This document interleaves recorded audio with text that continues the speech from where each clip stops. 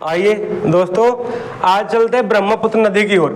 ये भी एक जो नदी है बंगाल की खाड़ी की ओर प्रवाहित होने वाली नदी है। कल हमने पढ़ी थी गंगा नदी। गंगा नदी वो भी एक बंगाल की खाड़ी की ओर प्रवाहित होने वाली नदी थी। ये भी बंगाल की खाड़ी की ओर प्रवाहित होने वाली नदी है। गंगा नदी कल मैंने बताया था कि 2525 किलोमीटर बहती है। ये भी भारत में 916 किलोमीटर बहती है, लेकिन अगर कुल लंबाई देखें तो ये भी 2900 किलोमीटर बहती है।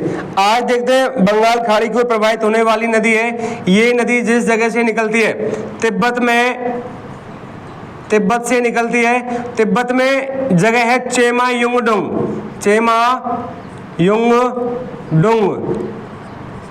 चेमायुंगडुंग। और कहते हैं ना, इधर जब हम जाते हैं चीन साइड में, तो चीन में जो अपने यहाँ से जैसे जाती है लड़कियां, तो उनको कहते हैं ना चिंगचोंग, तो उधर वहां लड़कियों को कहा जाता है चिंगचोंग। तो वही वैसे ही नाम है कि वहां से निकल रही नदी, तो इसका भी नाम वही है, चेमायुंगडुंग। तो यहाँ से निकल रही है। हमारे यहाँ लड़कियों को जब झुंड निकलता है तो लड़के पीछे हो जाते ना, उसी हिसाब से सेम वहां हमारे यहाँ निकलती तो बोलते हो छोकरियां निकल रही है, लेकिन यहाँ नहीं है, वैसे बोलते हैं कि चिंगचोंग निकल रही है। इसी हिसाब से यहाँ की कहानी है कि यहाँ जो निकलती है वहां नाम ही ऐसे ही मिलते हैं। तो यहाँ से निकलती है, ये जो जगह है वो है चेमायुंगडुंग। मतलब जो हमारी ब्रह्मपुत्र नदी है उसका उद्गम स्थान चेमायुंगडुंग से है। फिर ये नदी अगर पूरी तरीके से इसकी जानकारी ली जाए तो पूरा मानसरोवर झील और मानसरोवर झील में ये जो जगह है, मानसरोवर झील में अगर ऊपर मेन जगह ली जाए तो इसकी कैलाश पर्वत श्रेणी है। कैलाश पर्वत श्रेणी में एक जगह है मानसरोवर झील, और मानसरोवर झील के पास में आपको जो फिक्स जगह बताई है वो उद्गम स्थान है इसका चेमायुंगडुंग। ये नदी 1100 किलोमीटर सांप की तरह बहती है। किसकी तरह बहती है? सांप की तरह। और सांप की तरह बहने के कारण 1100 किलोमीटर सांप की तरह बहने के कारण इस नदी को इस जगह पे सांगपो नदी नाम से जाना जाता है, सांगपो नदी।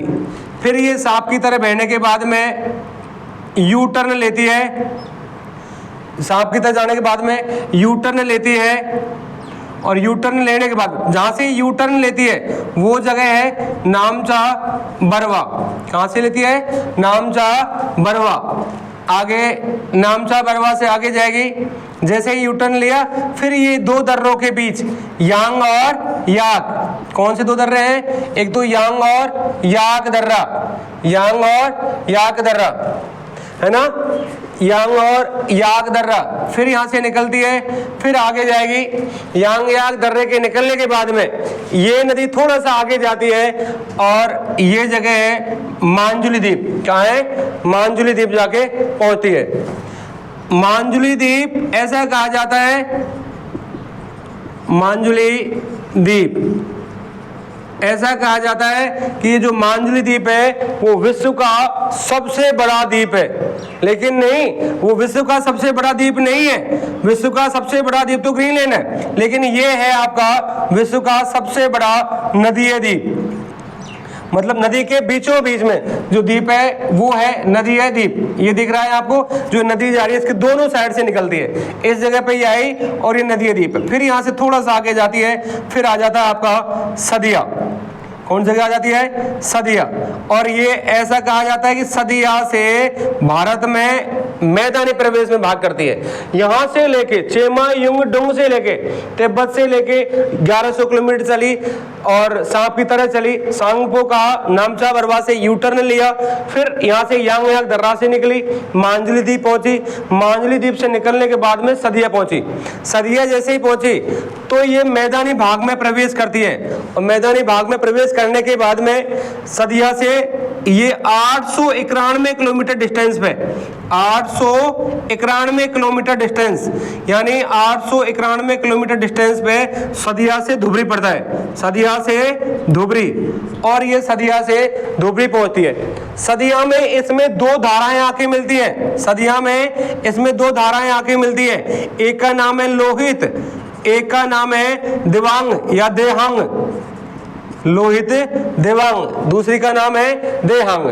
और दोस्तों ये आगे जाएगी, फिर ये नदी, इसमें तिस्ता नदी, मेघना नदी आके मिलती हैं और ये सुंदरवन डेल्टा में जाके अपना पानी बंगाल की खाड़ी की ओर, बंगाल की खाड़ी में जाके उड़ेल देती है। मैंने कल भी आपको बताया था और आज फिर से बता रहा हूं कि ये इधर की साइड में ए और इधर की साइड में बे। ए यानी अरब सागर और बे यानी बंगाल की खाड़ी। तो अगर इधर की ओर कोई भी नदी आके बहती है, इधर जाके अपना पानी उड़ेलती है, तो बंगाल की खाड़ी की ओर प्रवाहित होने वाली नदी है। तो बंगाल की खाड़ी की ओर प्रवाहित होने वाली नदी है। अगर कोई भी नदी जाके इधर जाके अपना पानी उड़ेल रही है, तो ये किधर की ओर जाने वाली नदी है? अरब सागर की ओर बहने वाली नदी है, अरब सागर की ओर प्रवाहित होने वाली नदी है। अब अगर इसमें कहे कि अरब सागर में अगर कोई नदी ऊपर से आके गिर रही है, जैसे एक नदी है कि यहाँ से सिंधु नदी यहाँ से निकलती है, इसी जगह से निकलती है वो नमचौक से, और इधर से जाएगी, जाने के बाद में गिलगित से लेके इधर चल जाएगी और ये जाके ऊपर से अरब सागर में गिरती है। तो वो गिरती है कै और नीचे होता है खे। कै यानी कच्छ का रण या कच्छ की खाड़ी और नीचे खे यानी खंबात की खाड़ी।